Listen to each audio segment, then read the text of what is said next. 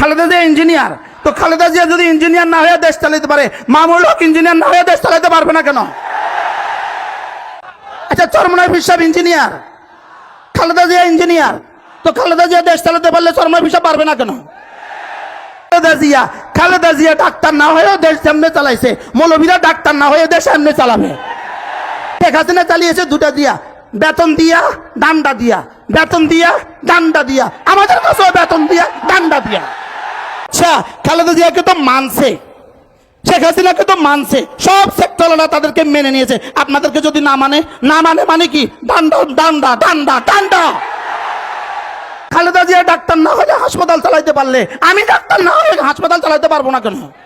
এখন নতুন করে আমাদের উপর প্রশ্ন তোলে, আচ্ছা যদি ইসলামী হুকুমত কায়েম হয়, আগামী নির্বাচনের পরে যদি বাংলাদেশে ইসলামী হুকুমত কায়েম হয়, ইসলামীরা যদি বাংলাদেশের ক্ষমতা আসে, এরা মেডিকেল চালাবে কিভাবে? প্রশ্ন প্রশ্ন এরা মেডিকেল চালাবে কিভাবে?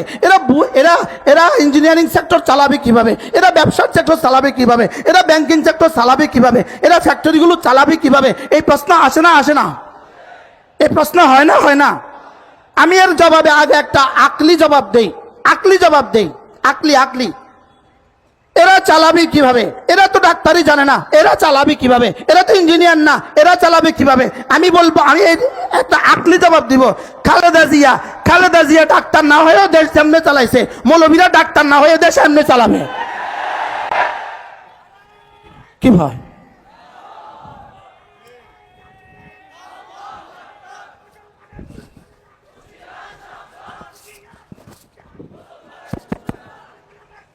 খালেদা জিয়া ডাক্তার, হাও কোন নাও কোন, তো ডাক্তারি সেকশনটা পুরোটা চলছে না বলেন?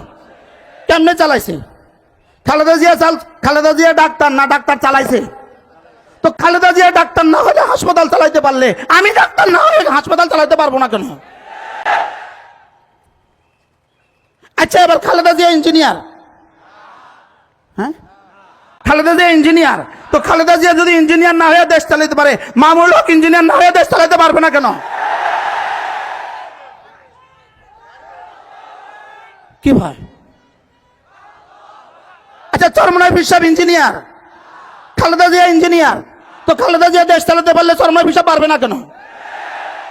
এবার নতুন প্রশ্ন ছুড়ে দিয়েছে, এবার নতুন প্রশ্ন, খালেদা জিয়া চালায় নাই চালিয়েছে, নিজে চালায় নাই চালিয়েছে, নিজে পারে না পারিয়েছে, আপনারা তো পারেন না পারবেন না, আমরা পারবো না কেন?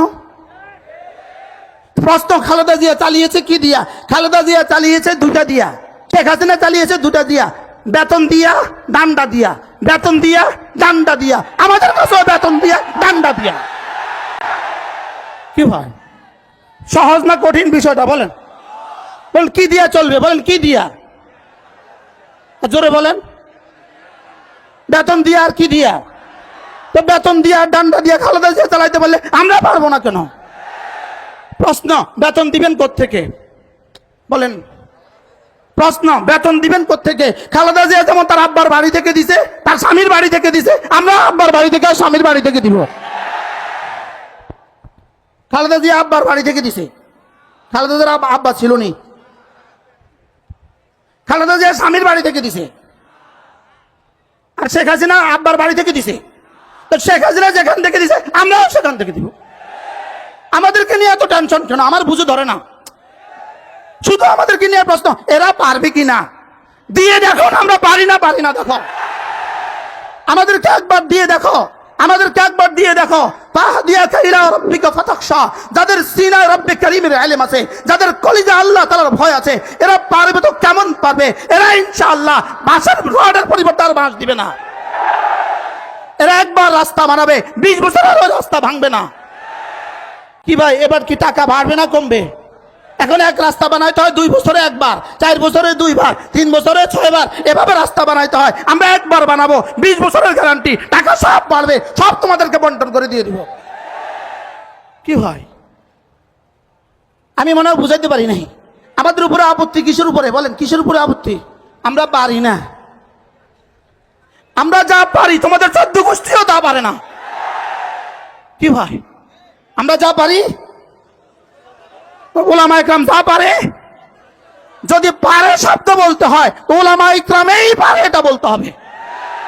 যদি কি বলতে হয়, হ্যাঁ উলামা ইকরাম পারে নাকি, উলামা ইকরাম পারে না মিথ্যা বলতে পারে না, উলামা ইকরাম পারে নাকি, উলামা ইকরাম দুর্নীতি করতে পারে না, উলামা ইকরাম পারে নাকি চুরি করতে পারবে না, ডাকাতি করতে পারবে না, দেশের টাকায় বিদেশে বাড়ি বানাতে পারবে না, দেশের টাকায় বিদেশে বাড়ি বানাতে পারবে না।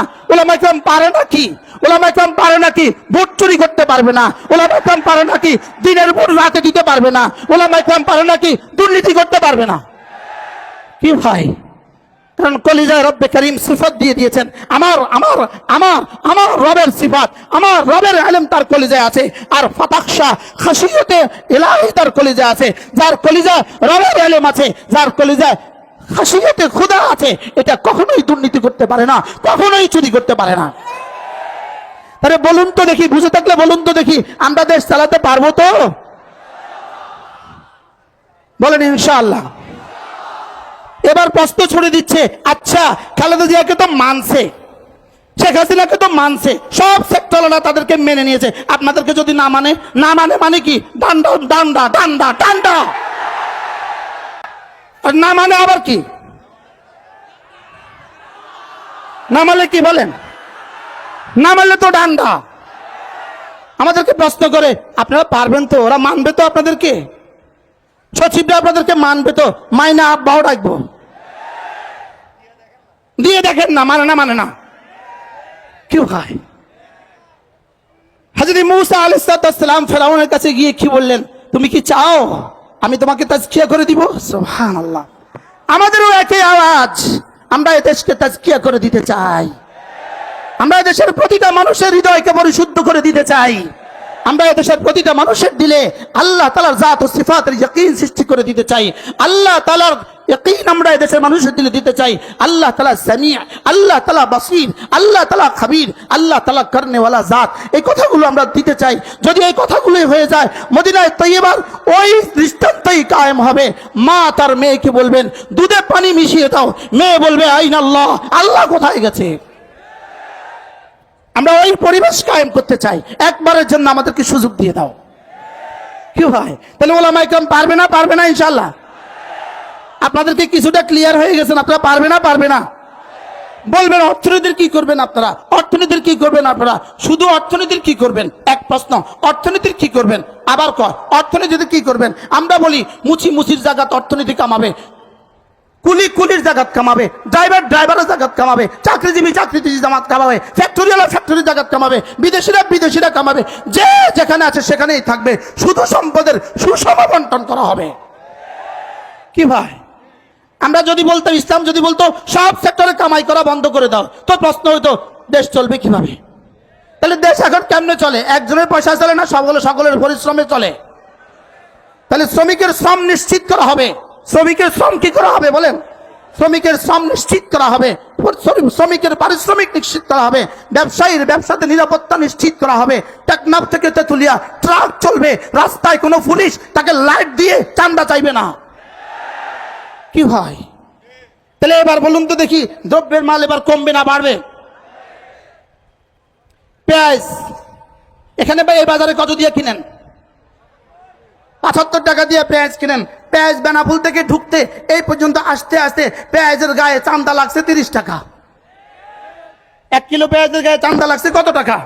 30 টাকা। তো 40 টাকার পেঁয়াজ এখানে আসতে আসতে 75 টাকা হয়ে গেছে। আমাদের হাতে দিয়ে দেন, বেনাপুল থেকে এখান পর্যন্ত 1 টাকাও কেউ চান্দা মাংবে না। তো যত দিয়ে কিনা হয়েছে তত দিয়ে আপনারা পাবেন। এবার বলেন ইসলাম পারবে না, পারবে না বলেন? আমি আপনাদেরকে ইসলামে পারার সুষম বন্টনের একটা চিত্র তুলে ধরলাম, চিত্র। কিন্তু এই সময় আমার নাই, আমাকে বেঁধে দেয়, সময় বেঁধে দেয়, না হুজুর এগুলো বলা যাবে না, আপনি বলবেন আপনার রাস্তায়। হযরত মূসা আলাইহিস সালাম ফিরআউনের কাছে গিয়ে কি বললেন? আমি কি তোমাকে আত্মশুদ্ধি করে দিব না? আমি কি তোমাকে আত্মশুদ্ধি করে দিব না? ইনশাআল্লাহ আমাদের কাছে ইসলাম আসলে, আমাদের কাছে দ্বীন চলে আসলে, আমাদের কাছে দেশ চলে আসলে, আমাদের সমাজের প্রতিটা পুলিশের দিল হবে আত্মশুদ্ধ দিল, প্রতিটা সেনাবাহিনীর সদস্যের দিল হবে কি? আত্মশুদ্ধ দিল। পিওনো থেকে সচিব পর্যন্ত সকলেই হবে আত্মশুদ্ধ, পিওনো থেকে সচিব পর্যন্ত সকলেই হবে আত্মশুদ্ধ। সুইফার থেকে টিউনো পর্যন্ত সকলেই হবে আত্মশুদ্ধ ইনশাআল্লাহ। জাতির মাল আর তারা আত্মসাৎ করবে না, জাতির মাল আত্মসাৎ করবে না, জাতির মাল আর চুরি করবে না, সময় আর খেয়ানত করবে না, মাল আর খেয়ানত করবে না ইনশাআল্লাহ। দেশ হবে শান্তি আর সৌহার্দ্যে পরিপূর্ণ। এবার এর বিপরীতে সাম্যের স্লোগান, ভুয়া ভুয়া বলেন সাম্যের স্লোগান। এর বিপরীতে ইসলাম ছাড়া সাম্যের স্লোগান, একসাথে আওয়াজ তোলেন, ভুয়া ভুয়া। ইসলাম ছাড়া সাম্যের স্লোগান, ইসলাম ছাড়া শান্তির স্লোগান, ইসলাম ছাড়া সৌহার্দ্যের স্লোগান, ইসলাম ছাড়া দুর্নীতি মুক্ত বাংলাদেশের স্লোগান, ইসলাম ছাড়া দুর্নীতি মুক্ত বাংলাদেশ স্বপ্ন দেখা, ইসলাম ছাড়া ভুয়া ভুয়া। যেই ভুয়া স্লোগান দিয়া 16 বছরের ফ্যাসিস্ট বিতাড়িত হয়েছে, ওই ভুয়া স্লোগান দিয়া আবার ভুয়া শান্তির স্লোগান দিয়ে আবার বিতাড়িত হবে। আল্লাহ আমাদেরকে বুঝ দান করেন।